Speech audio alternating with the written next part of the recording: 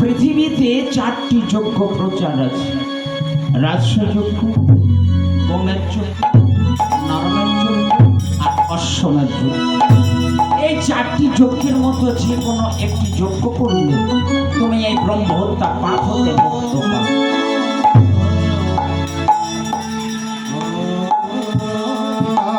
তা বললে তুমি কোন যজ্ঞ করতে চাও? রামচন্দ্র মনে মনে স্থির করলেন আমি নরমের যজ্ঞ করব। মনে মনে ভাবছি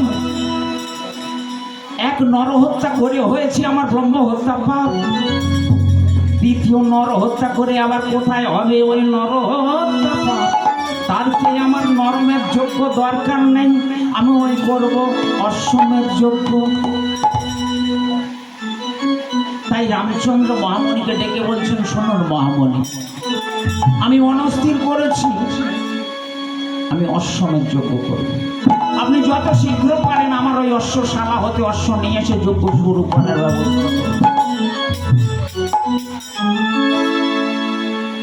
মহামণি বলছে, শোনো রামচন্দ্র, শুধু অশ্ব হলে হবে না,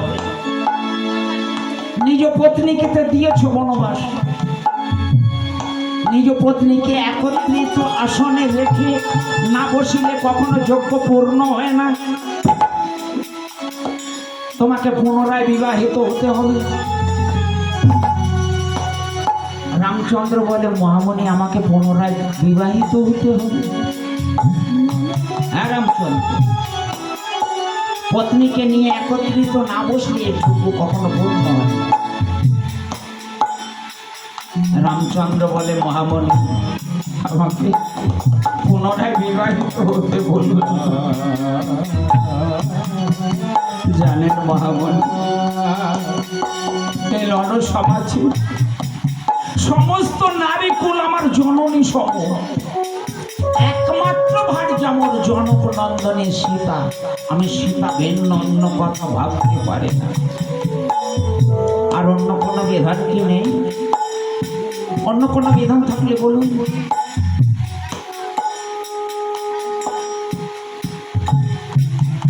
মহামণি বলে, শোনো রামচন্দ্র, আরেকটি বিধান আছে, আরেকটি উপায় আছে।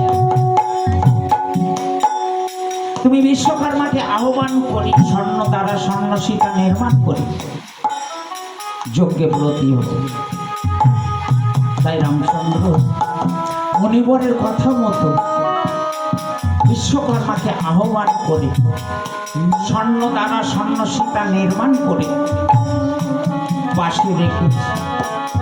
আর ওই স্বর্ণ সীতার প্রতি মূর্তি দেখে রামচন্দ্র জ্ঞান হারা হয়ে বলছে, ও গো অভিমানিনী সীতা, বলো না, একটিবার কথা বলতে বলবো, আমি কি অপরাধ করেছি যে তার জন্য তুমি আমার সঙ্গে কথা বলছো?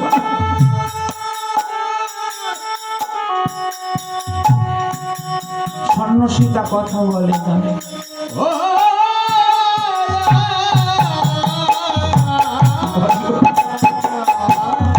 আমি না হয় ক্রোধবশত তোমাকে বনবাস দিয়েছি, তাই বলে কি তুমি আমার সঙ্গে কথা বলবে?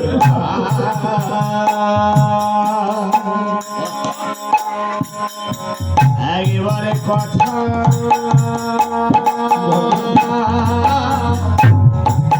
আমি কি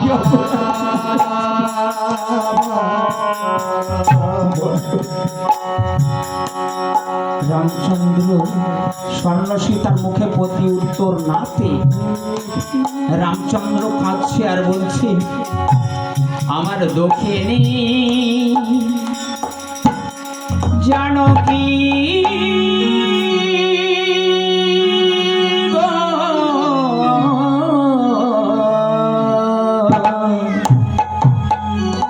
বদন তোলো একবার কথা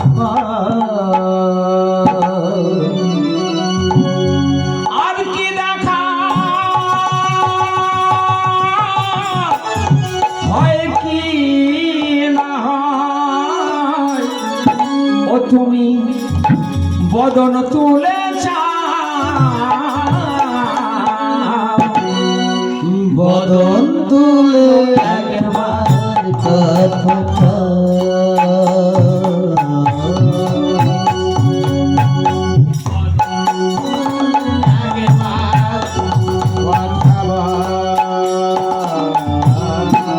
আর ত্যাগ করবো না, আমি বলে দিব না, রাখিব হৃদয়ে বদন তুলে একবার কথা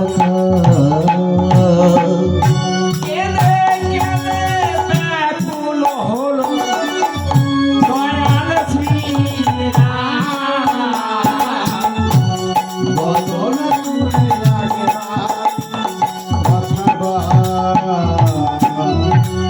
একবার কথা বলো, বদন করো, দুঃখিনী জানকী বদন তুলে একবার কথা তব পদ্ম সুধা পান করেছি জগর থেকে সুখী। বদন তুলে একবার কথা এমন সময় লক্ষণ এসে উপস্থিত হয়েছে, বলছে দাদা আপনি এমতো সময় ক্রন্দন করছেন কেন? এখন তো ক্রন্দন করার সময় নয়, আপনি যজ্ঞ প্রতি হয়েছে, যজ্ঞ করতে হবে। পিছু পিছু হনুমান এসে উপস্থিত হয়েছে, বলছে প্রভু তোমার সঙ্গে আমার কথা রয়েছে, তুমি ক্ষণকাল বিলম্ব করো, আমি মায়ের সঙ্গে আগে দেখা করে আসি। হনুমান ছুটে গিয়ে স্বর্ণসীতার চরণ তলে বসে বলছে ও মা, এ প্রভুর কোন যজ্ঞ আর যজ্ঞের বিধান কে দিয়েছে? স্বর্ণসীতা কথা বলে না, আর হনুমান মাথা তোলে না। কি রে মা, কথা বলছিস না কেন? পুত্র হাজার দোষ করতে পারে, তাই বলে কি মাতা তার সঙ্গে কথা বলে না? ও মা কথা বল, আমি কি এমন অপরাধ করেছি? কথা বল। স্বর্ণসীতার মুখের প্রতি উত্তর না পেয়ে হনুমান ধীরে ধীরে রামচন্দ্রের নিকটে গিয়ে বলে প্রভু এ তোমার কোন যজ্ঞ আর এ যজ্ঞের বিধান কে দিয়েছে?